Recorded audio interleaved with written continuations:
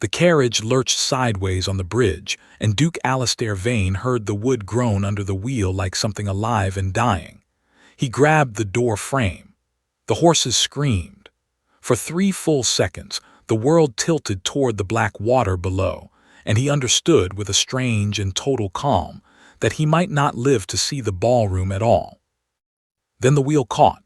The carriage steadied.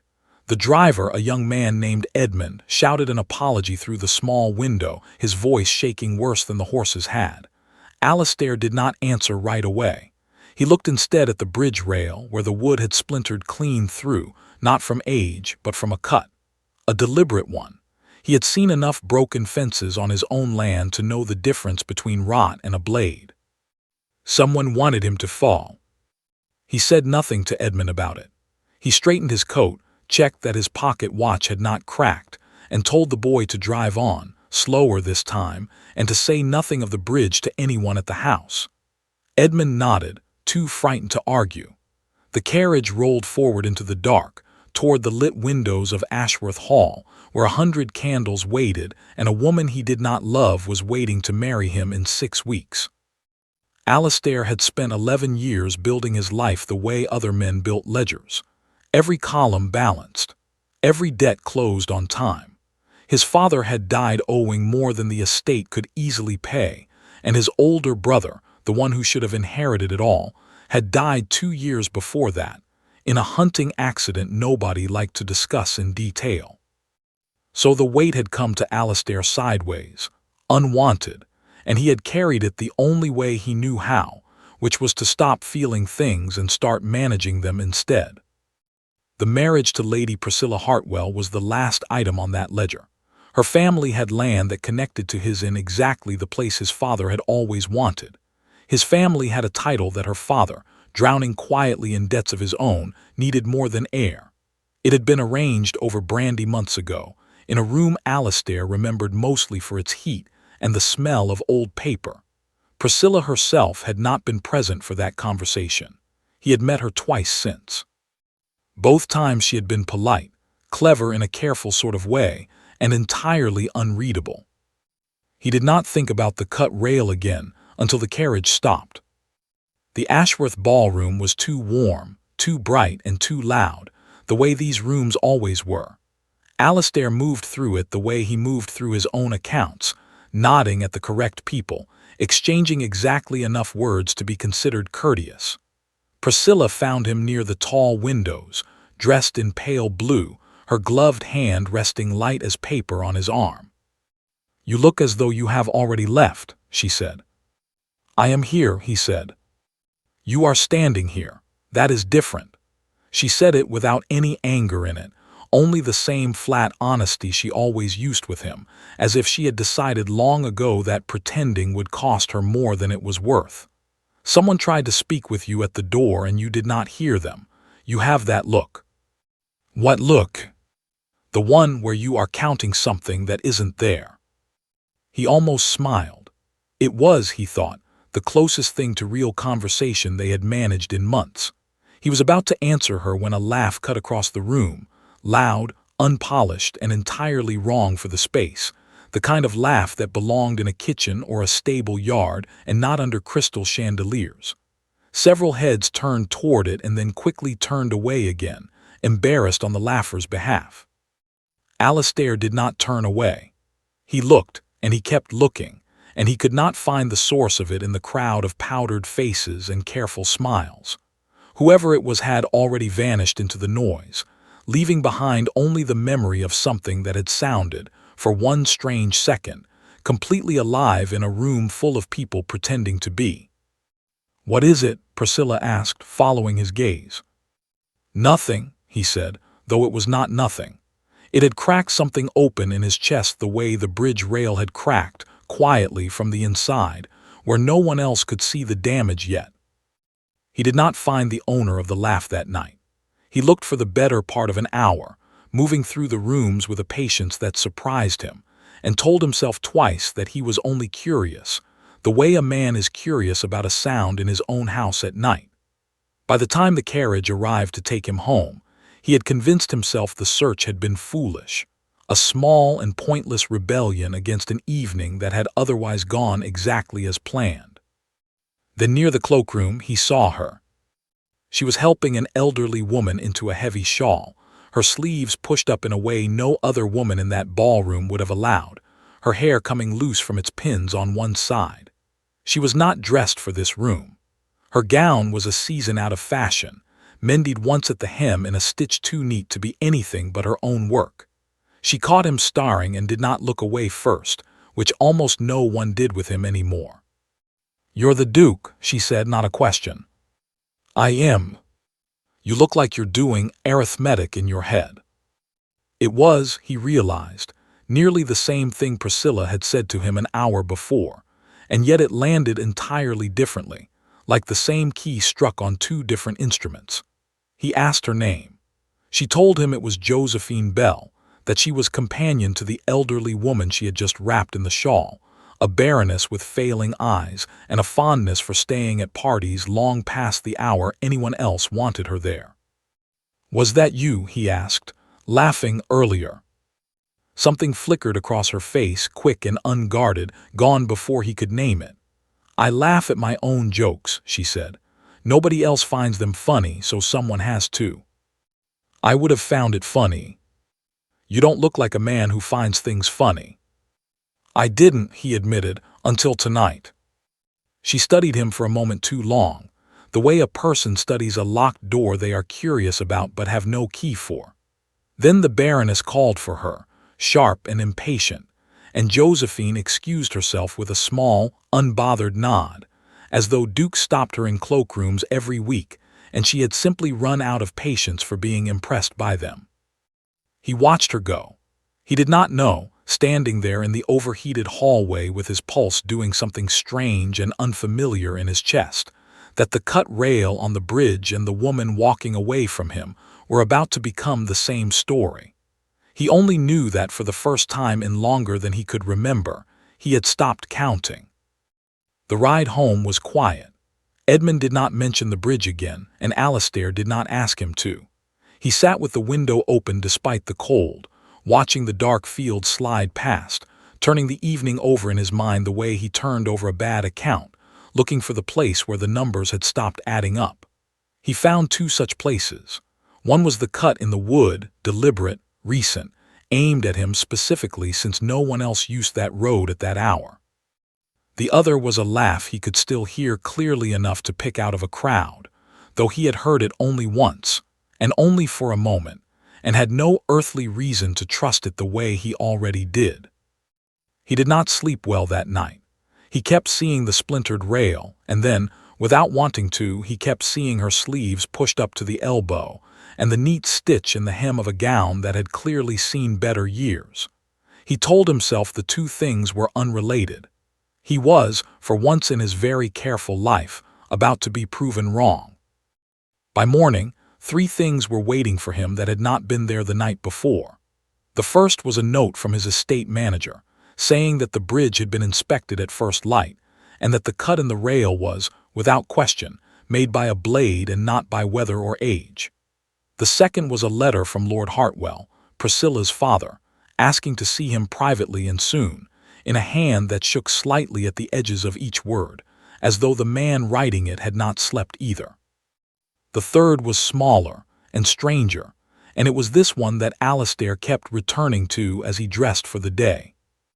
It was a folded slip of paper, pushed under his study door sometime in the night, unsigned, written in a plain and steady hand that gave nothing away about who had sent it. It said only this: "Ask Lord Hartwell what he owes and to whom before you marry his daughter." And then beneath that line in the same steady hand, a second sentence that stayed with Alastair far longer than the first. "Some debts are paid in daughters, not in money." He read it 3 times. He did not know yet that the laugh he had chased across a crowded ballroom belonged to a woman who already knew, better than anyone else alive, exactly what that sentence meant. Lord Hartwell received him in a study that smelled of unlit candles and old smoke, the curtains drawn tight even though it was barely noon. He was a heavier man than Alastair remembered, his color poor, his hands moving too often to things that did not need moving, a paperweight, a pen, the edge of his own collar. He did not offer brandy. He did not sit until Alistair had already taken a chair, which was, in itself, a kind of confession, since Lord Hartwell had never once forgotten his manners in Alistair's presence before. "You received my letter," Hartwell said. "I did. I also received one I did not expect." Alistair placed the unsigned note on the small table between them, unfolded, the steady handwriting facing up. Hartwell went the color of old paper himself the moment he saw it. "Where did you get this?" he asked, and his voice had lost whatever composure it started with. "Under my study door, in the night, no name attached." Alistair watched the older man's hands, which had gone very still, stiller than anything else in the room. "I think you know what it means.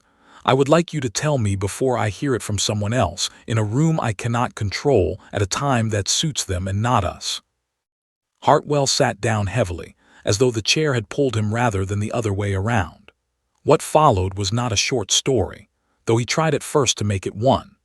2 years ago, with the harvest ruined and the roof of the east wing collapsing in on itself, he had borrowed a large sum from a man named Victor Lang, who did not lend money the way banks did, with paper and patience, but the way certain men in the city did, with silence and a very long memory. The debt had grown the way such debts always grow, faster than any harvest could outrun it, and Lang had recently begun asking, quietly at first and then not quietly at all, for something other than money. "What does he want?" Alistair asked, though some part of him had already guessed and did not want the guess confirmed. "He wants influence," Hartwell said.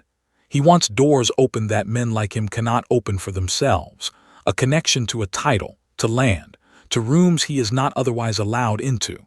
He would not look at Alistair while he said the rest of it. "He suggested some months ago that Priscilla might resolve the matter entirely in his favor rather than yours. I refused him. I arranged your engagement instead to close that door before he could open it.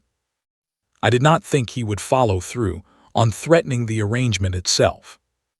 "And the bridge," Alistair said quietly, "was that him?" Hartwell's face answered before his mouth did. "I did not know he had gone that far. I swear it to you. I did not know." Alistair sat with that for a long moment, turning it the way he turned every account that did not balance, looking for the hidden entry that would explain the shortfall. Priscilla, he understood now, had been engaged to him not out of any hope for her happiness, but as a wall built quickly against a man who wanted to walk through her life like it was a hallway he had every right to use. It did not make him angry, not exactly. It made something colder settle into him, a kind of clarity he associated with the worst years after his brother's death, when feeling less had been the only way to keep functioning at all. "Does Priscilla know?" he asked. "Some of it, not all." "She should know all of it," Alistair said, standing. "A woman deserves to know when she is being used as a wall." He left the house without seeing her that day, though he thought about it, standing in the front hall with his hat in his hand for longer than was polite. He told himself it was because there was nothing useful to say yet, no plan, no protection he could offer her that wasn't still half formed in his own head.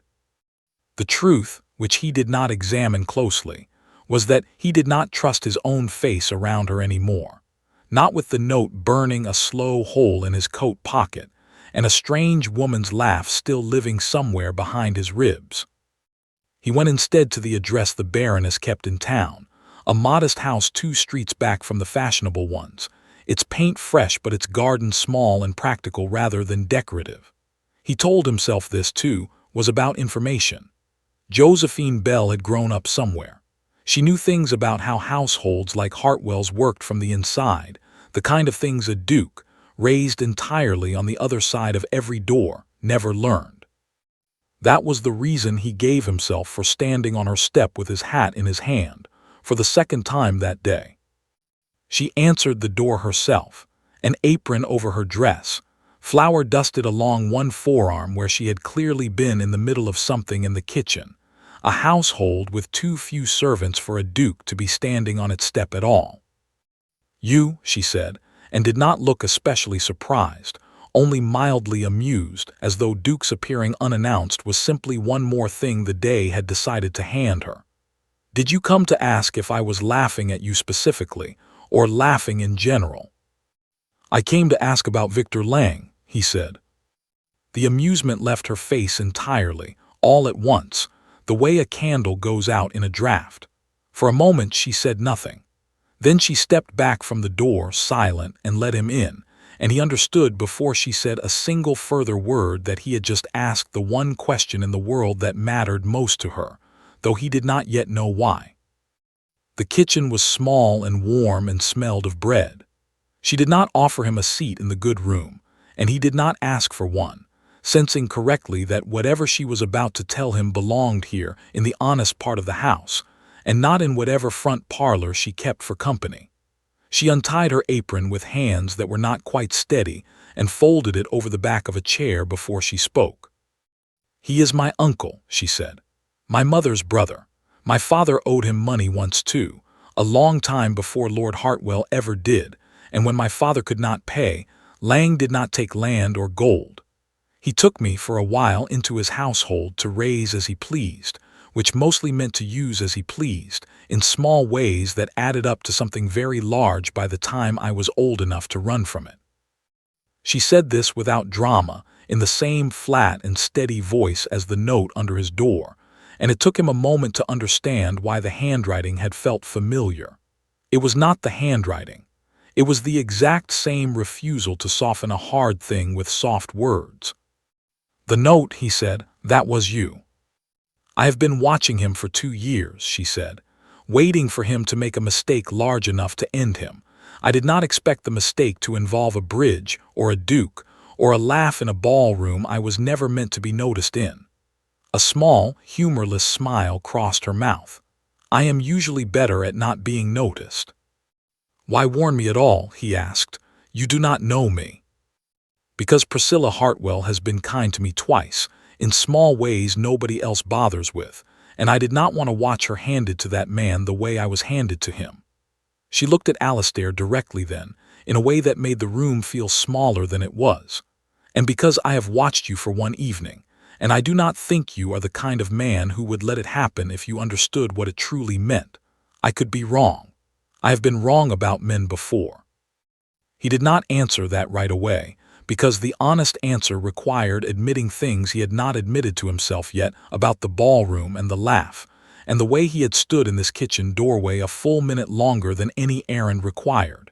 Instead he asked her the practical question, the one his ledger-trained mind reached for before any other. What does he need to be stopped for good? Not slowed. Stopped. "Proof," she said. "Written proof of the debts he holds, and what he has asked for in exchange for them, in his own hand and not Lord Hartwell's, since a frightened debtor's word is worth nothing in a magistrate's court. I have been trying to find that proof for 2 years, and I have failed every time, because he keeps it somewhere I have never been allowed near." "Then we find where that is," Alistair said, and something in the way he said we made her look at him a second time, longer than the first, as though recalculating a sum she had already believed finished. Outside, the afternoon had turned gray and heavy with the promise of rain, and neither of them moved toward the door for a long moment, both aware, without saying it aloud, that the conversation had shifted from danger into something else entirely. Something neither of them had come into that kitchen intending to find. Alistair thought of Priscilla, waiting at Ashworth in her pale blue dress, honest with him in the only way she knew how, and felt the cold clarity from earlier crack slightly down the middle, letting something warmer and far more complicated through. "I should go," he said, though he made no move toward the door. "You should," Josephine agreed, and did not move either. It was the Baroness, calling faintly from an upstairs room, who finally broke it, and Josephine turned toward the sound with obvious relief, as though grateful for an interruption neither of them had been able to manage on their own. At the door, she stopped him with one hand, light and quick, on his sleeve. "Be careful with Lang," she said. "He is patient right up until he isn't. The bridge was a warning. He does not usually bother warning people twice." Alistair walked back to his carriage in the gray afternoon light with the unsigned note still in his pocket and a second, sharper worry now sitting beside the first, that whatever came next would not wait politely for him to sort out what he felt, and for whom, before it arrived. Priscilla did not cry when Alistair finally told her the truth, 3 days later, in the same tall-windowed room where she had first caught him counting something that wasn't there. She listened the whole way through without interrupting, her hands folded in her lap, her spine straight, the way she had likely been taught to sit through every difficult piece of news her family had ever handed her. When he finished, she was quiet for a long moment, looking not at him but at the window, at the gray garden beyond it. "So I was never a bride," she said at last. "I was a locked door." "You were never only that," he said, though he understood, even as he said it, that the correction did not much matter to her. "Does it help you to know I already suspected?" she said. "Not the whole of it, but enough. My father has not slept properly in a year. A woman notices these things about the man who raises her, even when he tries very hard to hide them." She looked at him then, and there was no cruelty in her face, only a tiredness far older than her years. "I am not angry at you, Alistair. I do not think I was ever angry at you. You have always been honest with me in your own limited way.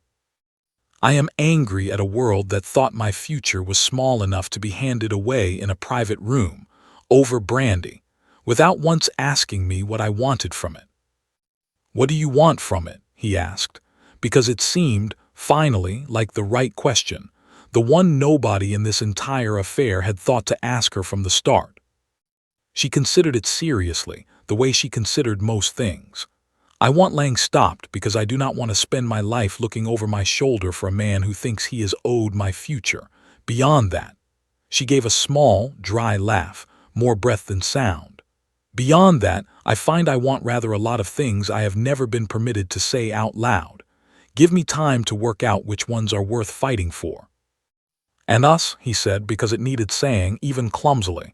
"The engagement." "I think," Priscilla said carefully, "that we should end it quietly, once Lang is no longer a danger to either of us. Not because you have done anything wrong, because neither of us was ever asked, and a marriage built on that foundation will only ever be a very well-mannered kind of loneliness. I have seen enough of those in this house to know I do not want one of my own." She looked at him with something that was almost fondness. "You are in love with someone else. You have been for perhaps 2 weeks, which is not very long, and yet it is written across your whole face whenever her name comes up, which you seem to think it has not, though it has, several times." Alistair did not deny it. There did not seem to be any point. 2 nights later, he stood with Josephine in the shadow of a warehouse near the river, both of them dressed for the dark rather than for a ballroom, watching a lit window on the 2nd floor where Victor Lang was known to keep his private accounts. The plan, such as it was, had been assembled quickly and with more nerve than sense.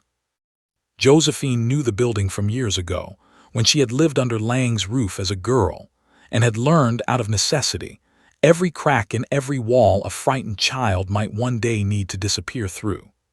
She led Alistair around the back, past crates that smelled of tar and fish, to a low door that had once been used for deliveries, and, according to her, had a lock old enough to be persuaded rather than broken. "You did not have to come," she whispered, working at the lock with a thin piece of metal, her fingers quick and certain in a way that told him this was not the first lock she had ever coaxed open in her life. "You did not have to come either," he said, "and yet—" "And yet," she agreed, and the lock gave with a small, satisfying click. Inside, the warehouse was dark and smelled of dust and old paper, stacked crates rising toward a ceiling they could not see. Josephine moved through it without hesitation, counting turns under her breath, until they reached a narrow staircase that led up toward the lit office.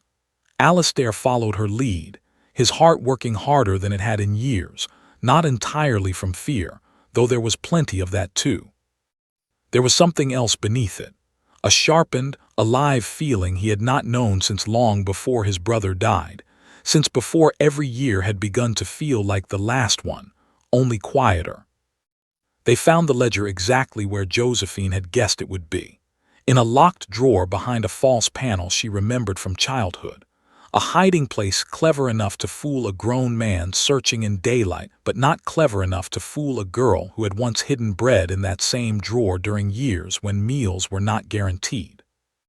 The book itself was thick, its pages dense with names, sums, and dates, and near the back, in handwriting that matched exactly the demands Lord Hartwell had described, a clear and damning record of what Lang had asked for in exchange for forgiving certain debts.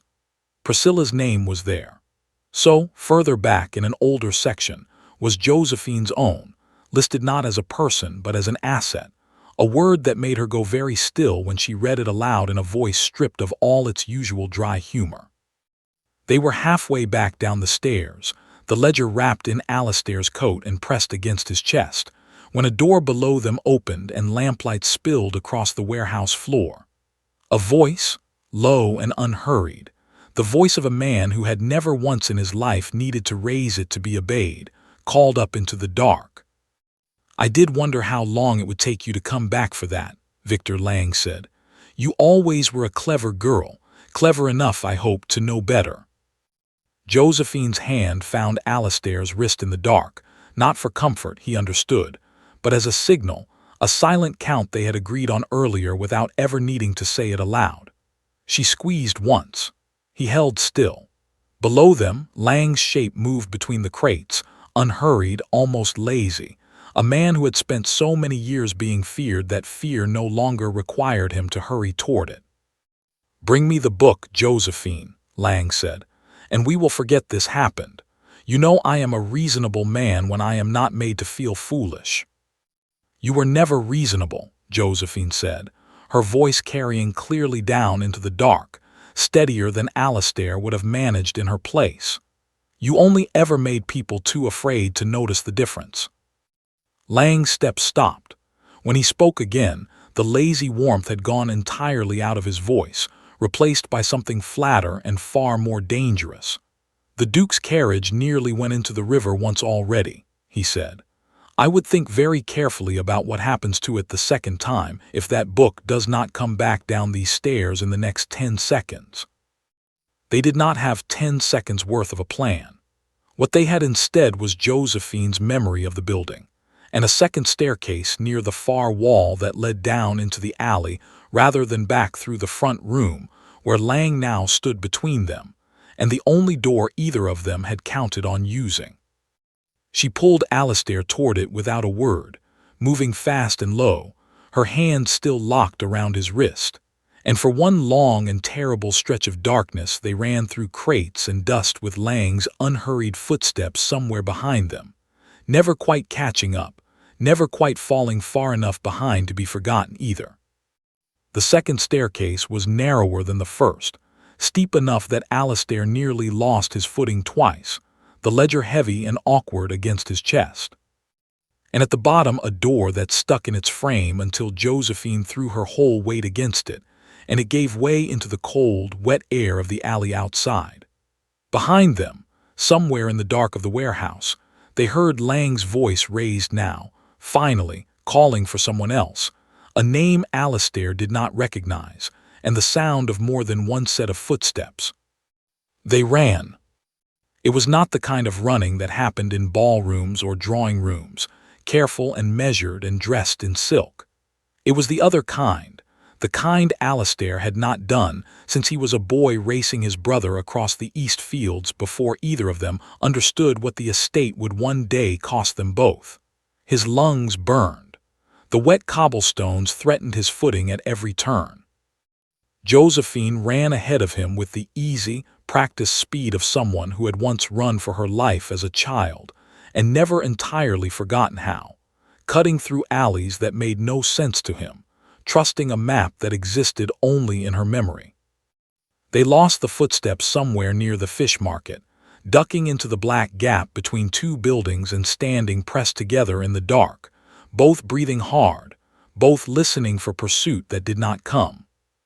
It was there, in that narrow space smelling of salt and rot and rain, with the ledger still clutched hard against his chest, and her hand still fisted in the front of his coat where she had pulled him in beside her, that Alastair kissed her, not gently, not the way a duke was meant to kiss anyone, but the way a man kisses someone when he has just understood, all at once and entirely too late to stop it. That he does not want to spend one more evening of his life pretending. He does not feel what he feels. Josephine kissed him back for exactly as long as it took her to remember where they were and what they were still holding. Then she pulled away, pressing her forehead briefly against his shoulder, her breath still ragged from the run, and did not explain herself and did not need to. Somewhere behind them, faint and getting fainter, Lang's men were still searching the wrong streets, and somewhere ahead of them, wrapped in a stolen coat, was proof enough to end a threat that had shadowed her entire life. There would be time later, she seemed to decide without saying so, for the rest of it. Right now there was only the alley, and the rain starting to fall in earnest, and the very long walk back to somewhere safe. The magistrate who received them the next morning was a tired, precise man named Arthur Wren, who had spent 30 years listening to well-dressed people lie to him, and had developed, in that time, a very reliable instinct for the ones who were finally telling the truth. He read the ledger from the first page to the last without once looking up, and when he finally closed it, his face had lost most of its color. "This is enough to end him," Wren said. "More than enough. There are names here belonging to men who will be very glad to speak once they understand they will not be speaking alone." He looked at Josephine with something that was almost gentleness, a rare enough thing from a man in his position. "Your name is here too, Miss Bell, as I understand the entry." "I know what it says," she said, her voice level, though her hands were pressed flat against her knees in a way that suggested the effort it cost her. "Then I am sorry it took this long for anyone to act on it," Wren said, and there was nothing performed in the apology, which seemed to steady her more than any grander speech could have. It did not end quietly, the way such things rarely do when a man like Lang has spent years believing himself untouchable. He was arrested 2 days later at his own front door, protesting loudly enough that half the street came out to watch, and in the weeks that followed, 3 other names from the ledger came forward with their own accounts, adding weight to a case that had already been strong enough to stand on its own. Lord Hartwell testified, his hands shaking through the whole of it, but his voice steady, and for the first time in longer than Priscilla could remember, he slept through an entire night without waking. Alastair did not tell anyone, not even Josephine, how many nights he had lain awake himself, turning the whole affair over the way he turned over every account, waiting for the moment it would all collapse the way the bridge rail nearly had. It did not collapse. It held, the way honest things sometimes do when enough people finally decide to stop protecting the dishonest ones instead. The engagement to Priscilla ended exactly as she had said it would, quietly, without scandal, framed publicly as a mutual and amicable decision, which was, for once, almost entirely true. She did not seem sorry to see it go. If anything, Alastair thought she seemed lighter in the weeks after, as though a weight she had carried so long she'd stopped noticing its shape had finally been set down. She began attending lectures at the small hall near her father's house, the kind meant for young men studying law, and simply sat at the back and listened, unbothered by the stares, until the stares stopped coming because everyone had grown tired of giving them. "You look happier," Alastair told her once, at a small gathering neither of them had particularly wanted to attend, but had gone to anyway, out of the same stubborn politeness that had once nearly married them to each other. "I am learning things nobody thought I needed to know," she said. "It turns out that is most of what happiness was missing." She glanced across the room, to where Josephine stood near the refreshments, entirely out of place in a borrowed gown and entirely unbothered by that fact either. "You should go to her. You have been standing here talking to me for 6 minutes and looking at her for 5 of them." He laughed, actually laughed, in a way he could not remember doing before this whole affair began. "Was I that obvious?" "You have always been that obvious," Priscilla said. "You were simply very good at pretending otherwise, and I was very good at letting you." He crossed the room. Josephine watched him come with the particular expression she wore when she had already guessed what he was about to say and was deciding, privately, how much trouble to give him before she let him say it. It was an expression he had come to know well in the weeks since the alley near the fish market, and one he suspected he would spend a good deal of the rest of his life trying, and mostly failing, to read in advance. "The magistrate wants a formal statement from you tomorrow," he said, "about the years in that house. He says it would help, though he understands entirely if you would rather not." Something crossed her face, quick and complicated, the way it always did when the subject came too near the years she rarely spoke of directly. "I have spent a long time making myself small enough that no one would ask me to remember it out loud," she said. "I do not know if I am ready to be that large again." "You do not have to decide tonight," he said. "No," she agreed, "but I think I already have." She looked at him, and there was something steadier in her now than there had been in the kitchen that first afternoon, something that had been built slowly out of every hard thing they had walked through together since. "I want him to have no doubt, when it is finished, that he does not get to be remembered as anything other than what he was. I owe myself that much, even if it costs me a difficult morning." She gave her statement the next day, in a small gray room with Wren taking careful notes, and it was, by every account Alastair heard afterward, both harder and shorter than either of them had feared. She did not cry through it.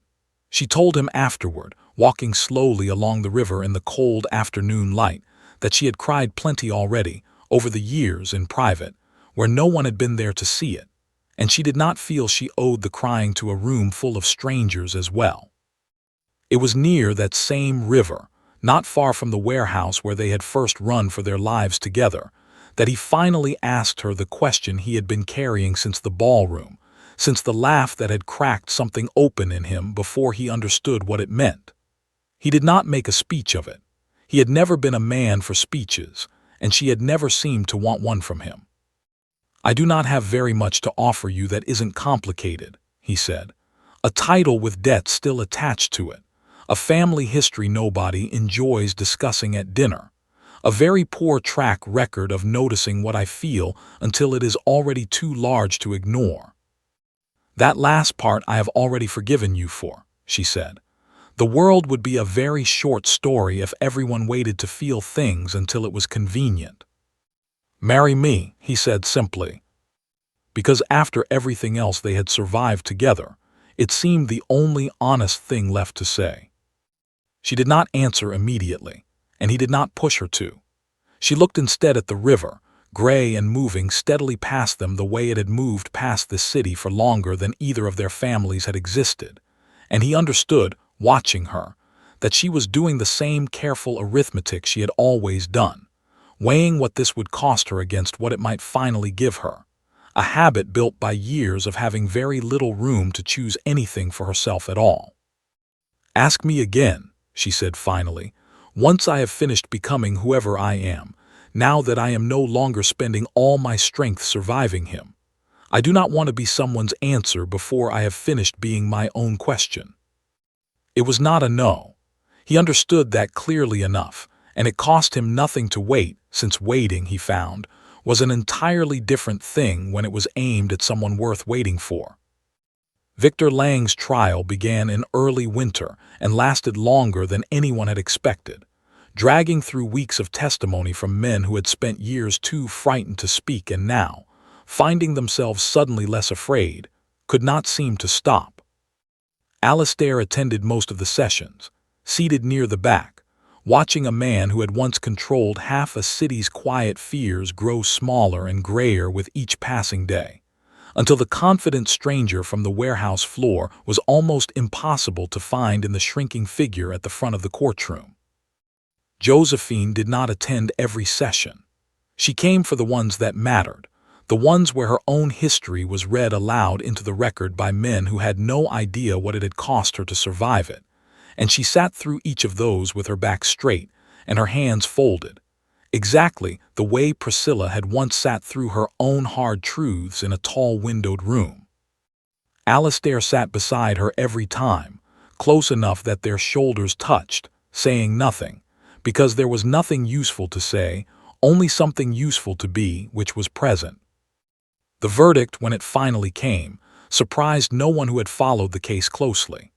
Lang was found guilty on charges that would keep him from ever again holding the kind of quiet power he had built his entire life around, his properties seized, his name struck from rooms he had once walked into as though he owned them, which, in more ways than one, he effectively had.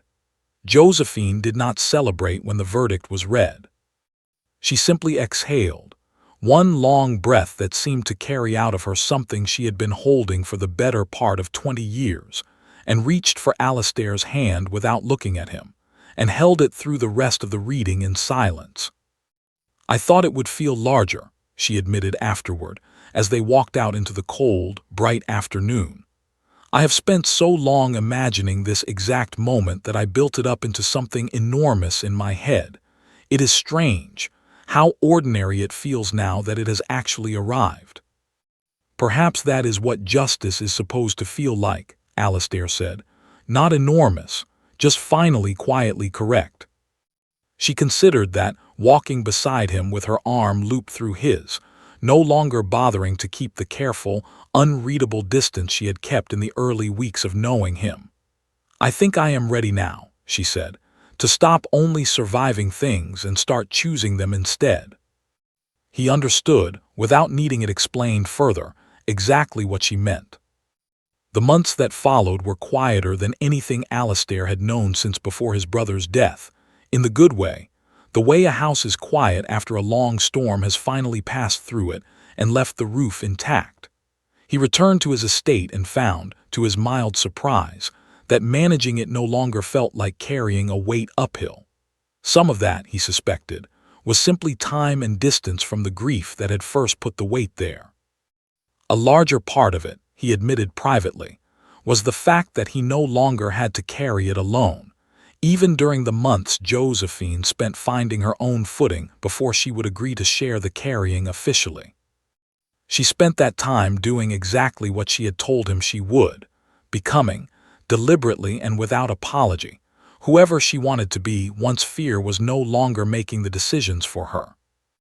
She left the Baroness's service, with the old woman's blessing and no small amount of genuine sadness on both sides, and took a small position helping to organize the same magistrate's records that had once helped convict her uncle, work she found she was unexpectedly good at, precise and thorough in a way that surprised even her.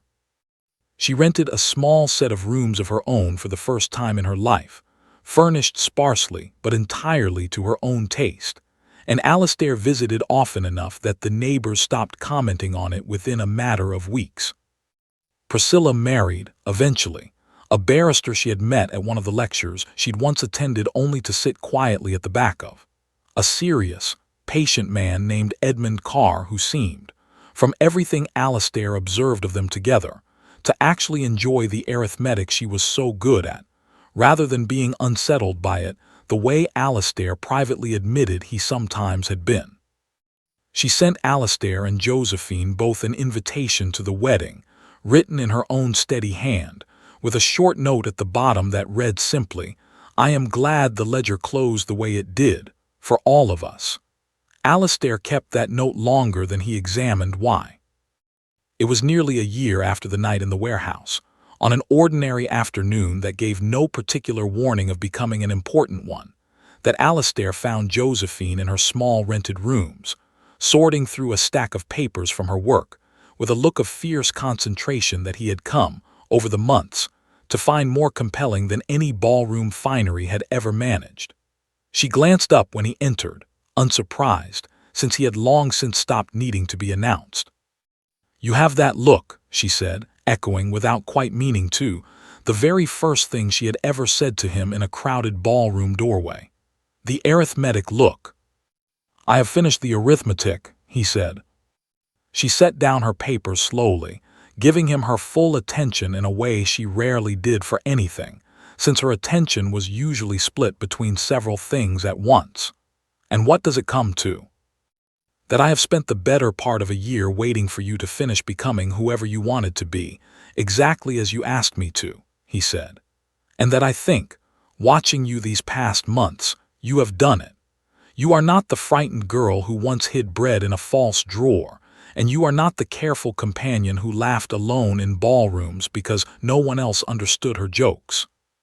You are simply, entirely yourself, and I find that I would very much like to spend the rest of my life keeping company with exactly that person, if she will still have me. Josephine did not answer immediately. She looked at him for a long moment, the way she had looked at him that very first night, as though recalculating a sum she thought she had already finished. And then, slowly, the corner of her mouth turned up into the same unguarded, entirely wrong for a ballroom laugh that had first cracked something open in him a year before, except now there was no room full of strangers to swallow the sound. There was only the two of them, and the small, sunlit room she had built for herself out of nothing, and a future that finally, after so many years of being decided by other people, belonged entirely to her to choose. "Ask me properly," she said, "not by the river this time here, where I actually live." He knelt right there among her scattered papers and asked her again, and this time the answer came without hesitation, without careful arithmetic, without any weighing of cost against benefit, only a simple, certain yes that seemed to surprise even her with how easily it arrived. They were married the following spring, in a small ceremony neither of them wanted made large, attended by a strange and mismatched gathering that would have scandalized the ballroom crowd from that first night entirely.